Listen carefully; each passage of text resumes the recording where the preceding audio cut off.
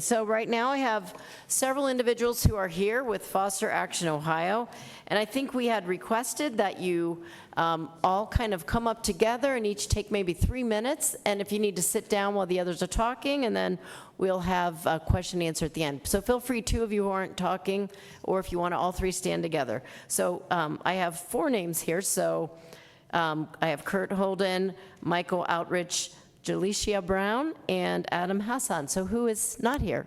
Kurt isn't here. Okay.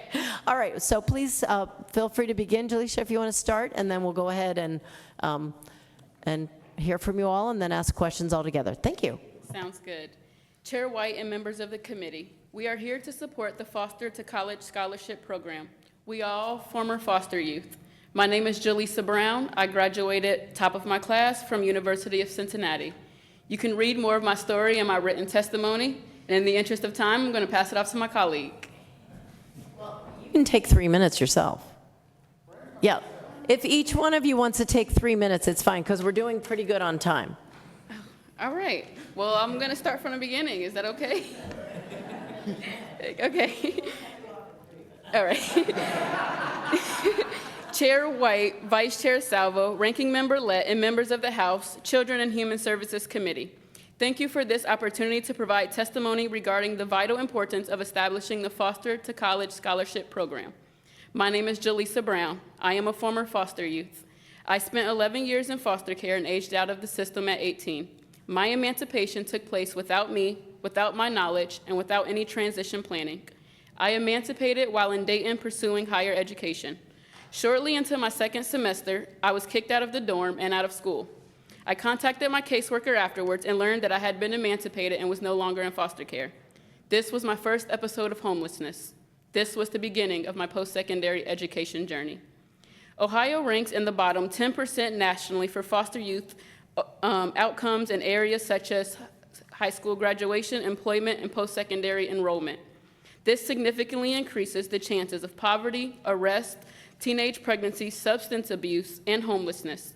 The Foster to College Scholarship Program makes post-secondary education more accessible to a vulnerable population.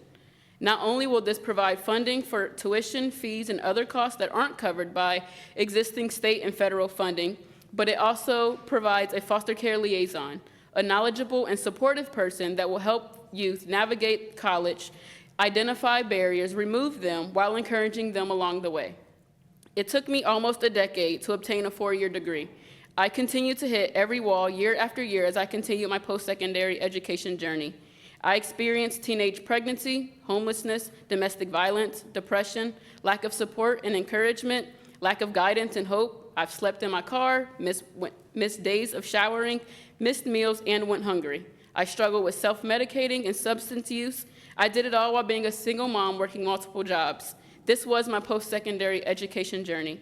I did not only experience these obstacles, but I survived them.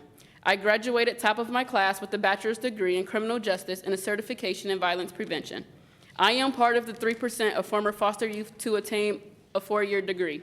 But again, it took almost a decade.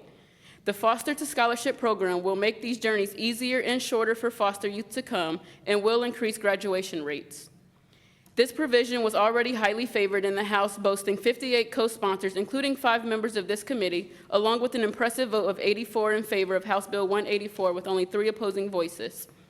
Every person is just one caring adult away from being a success story, and those stories can begin with each of you. Together, we can create a different story, one where every child has the opportunity to thrive.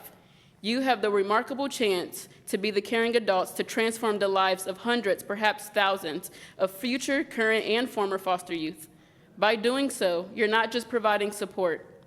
You're building a bridge to better outcomes and brighter futures. Thank you. Thank you. Yes, for what?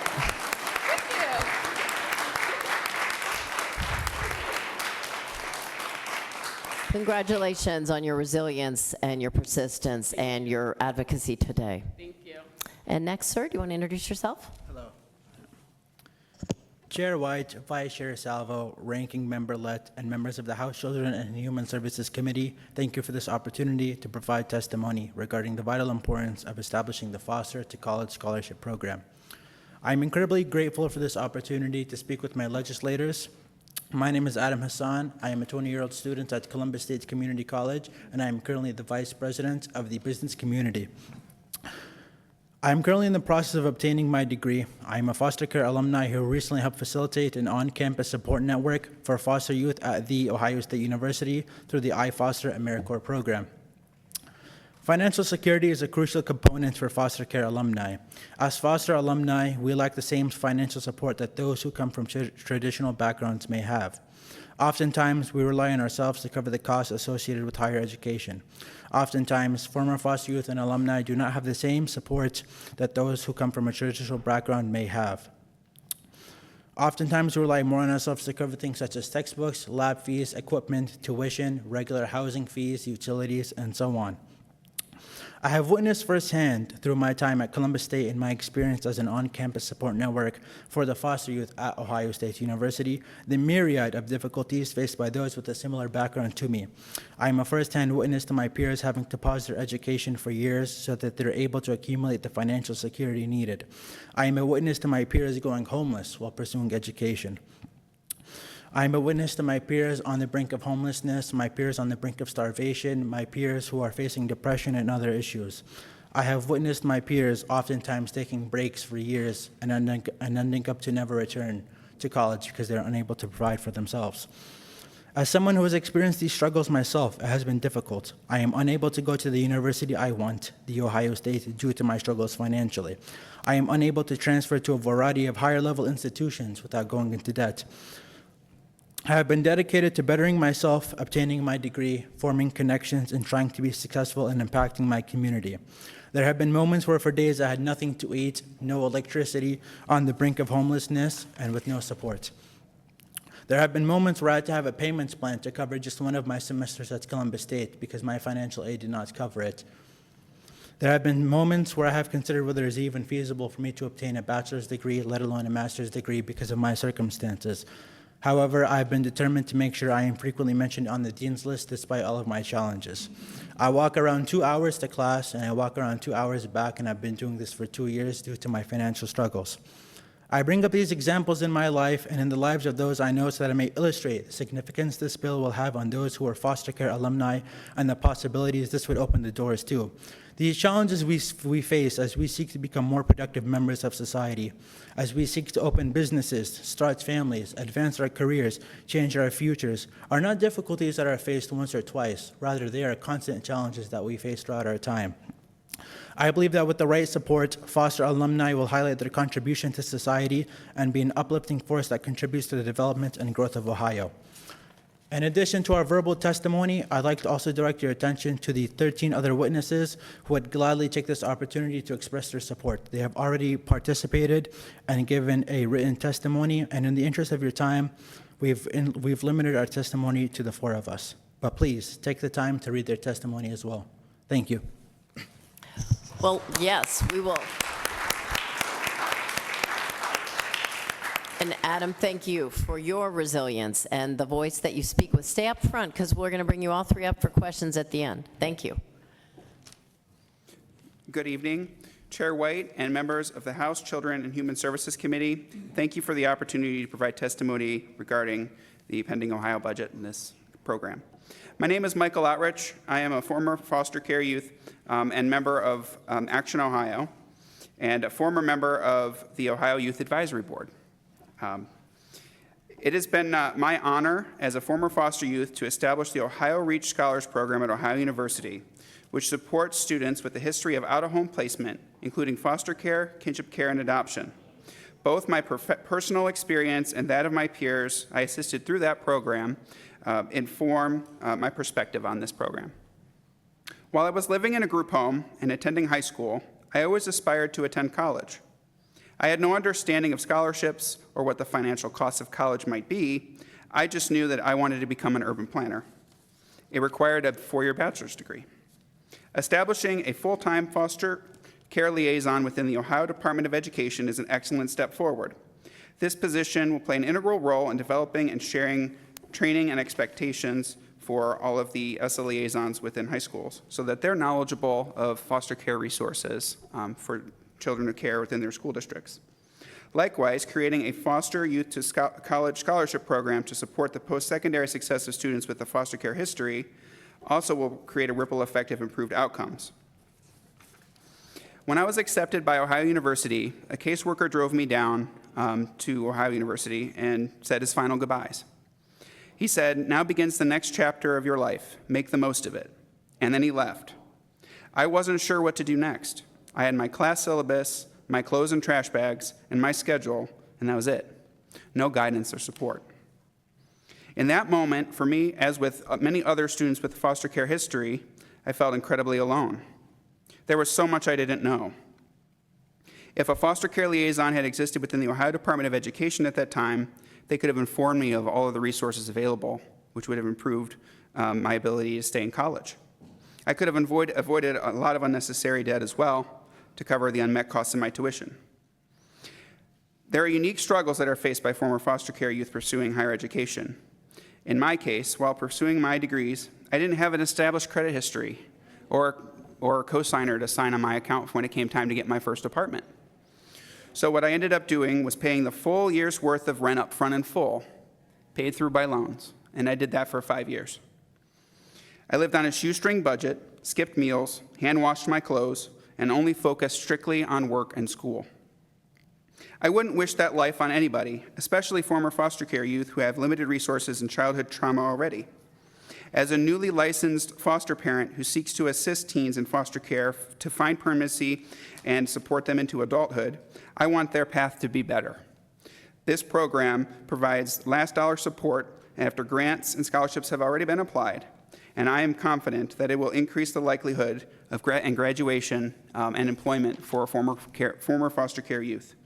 I appreciate the opportunity to provide testimony today. Thank you for your time.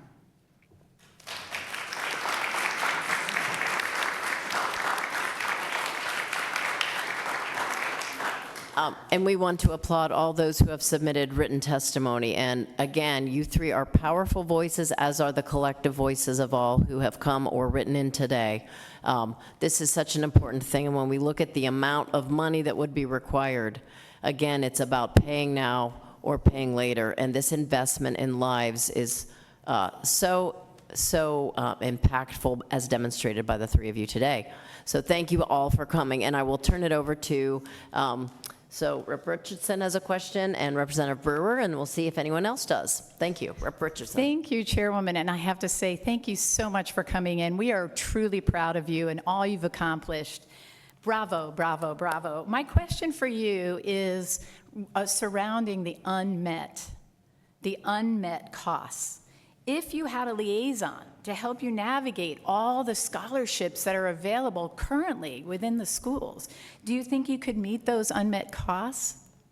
It depends on the amount of, so with the escalating cost of tuitions, one of the tricky things is there's only certain things you can use that money for, right? So like living expenses off campus, for example, is one of those things that you can't really support. But there are additional programs that we have, like ETV and others, that do support that, but then you lose out on the tuition support. So this would fill that much needed gap on ensuring that, so that way the ETV and other things could be used to support that. Thank you. Mm-hmm. Thank you. Representative Brewer. Thank you much, Madam Chair. I just text Rep. Gerald's, one of the sponsors of the bill, just said, wow, and, you know, about this. And I know Rep. Ray, probably because she left, would love to have heard this too, one of the joint sponsors. I will say this, urban studies is my major in Cleveland State, so hey, I'm with you on that one. But also, could you just tell us just briefly, besides a foster scholarship, what other things should we look at as a committee when it comes to foster care youth? What type of things would you tell us? You have this opportunity, and Chairwoman, I think she's given it to you, to tell us what other things we could be doing as a body to make sure not only your transition as a foster care youth, but also as you exit out of the system. Thank you, Madam Chair. Yes. So I would say, in addition to financial support, is making sure that there are simply safe spaces and safe adults. I believe that's where it starts. There are a lot of kids, not just foster youth, but kids in general, that struggle with just mental health issues and just trying to navigate through life. But when there's not a safe space and a safe adult to go to, they feel like they have to deal with it themselves, and that's how we get into those statistics. And also, did you want to say something? Yeah, we go past the help. I wanted to reiterate what she said, but I also wanted to mention a variety of things. Number one is transportation, and I actually believe that this bill would be able to help greatly with that. I brought up the example where I walk around 2 hours to class and 2 hours back, and I know that there are others in my situation who do not enjoy coming back home with calluses and bloody feet. So I would say transportation is one of them. And number two, I would say, in the sense of life coaching, in the sense that many, as she reiterated, have issues with, basic life skills such as cooking, managing your own apartment, learning how to utilize a budget, and things like that. And I believe that if former foster youth were taught how to utilize their money and utilize everything that was available to them, number one, there would be a lot less waste, and number two, their life would be significantly better. So, thank you. Yes. Did you want to say something? Oh, no, you're good. Okay, and I just want to piggyback off that as well. I think a lot of times we get so caught up in the money, and it's like the money is kind of a Band-Aid fix, but it's deeper. Like, it takes a whole community. It takes all of us, all of you, to actually stand hand in hand to support the youth of Ohio. So, just throwing that out there. Thank you. Representative Brownlee. Thank you, Chair, and thank you guys very much for your testimony today. I personally have never understood this emancipation, like automatically at 18, it just goes poof. For those of us who are parents, parenting doesn't end right the second you turn 18. So I am wondering, just along that line of what you guys were just talking about, if extended, whether it's extended foster, but you guys still need parents, right? Everybody needs parents their whole lives, right? Extended payments during those sort of what they call transition years, that 18 through college, to foster parents to maintain that relationship, or maybe it's through caseworkers. Is that something that you guys have talked about, would be open to? So in a way, I've experienced this with my foster mother. Her name is Ebediswa Gibson. I forgot the name of the program, but temporarily I was allowed to stay with her a few months after I had turned 18, and she had gotten money and payment and supports for that. And that was actually one of the best things for me. During those months, she taught me more basic life skills, more things about my career, more things and, just knowledge in general that I needed to know so that I could apply it to my life. So I think if you guys are able to make a program like that where even for an additional, let's say 4 to 6 months, somebody's able to stay with their foster parents, I think that would be great for them, because especially a lot of youth who come in at 16 and 17, they need to learn those life skills, especially cleaning, cooking, how to manage your money, how to drive a car, all of those costs. And so I believe that if they get extra time to learn how to do that, you'll see significantly less former foster youth engaging in criminal activity, drug use, and so on and so forth. So thank you. Sorry. Can I say one more thing? Absolutely. So there are a handful of programs that do provide that kind of gap, but the problem is that the criteria for you to actually get into that is like really hard there's just reasons left and right why kids aren't eligible for that. And then we have kind of these loophole kids. So there's kids they weren't quite in foster care, but they bounced around from residential to residential, but they don't qualify for any funding. Then we have a handful of kids that were adopted, usually as teenagers, and they were abandoned literally on their 18th birthday, kicked out the house, we're done. And they can't utilize any of the resources that currently exist. So I just want to point that out so we don't forget about those kids as well. Well, thank you for all those points, and I think you three form the basis of a focus group and for getting further action on the foster, and we can invite others to participate. And I want to mention that Rep. Ray and Rep. Gerald, I believe, are drafting an amendment to the budget for these items. So the liaison program, the scholarship program, we'll get more information on that ourselves, but we greatly appreciate your voice. It's been powerful, and it's been very enlightening, and your suggestions are very helpful. So thank you for coming in. Thank you. Thank you.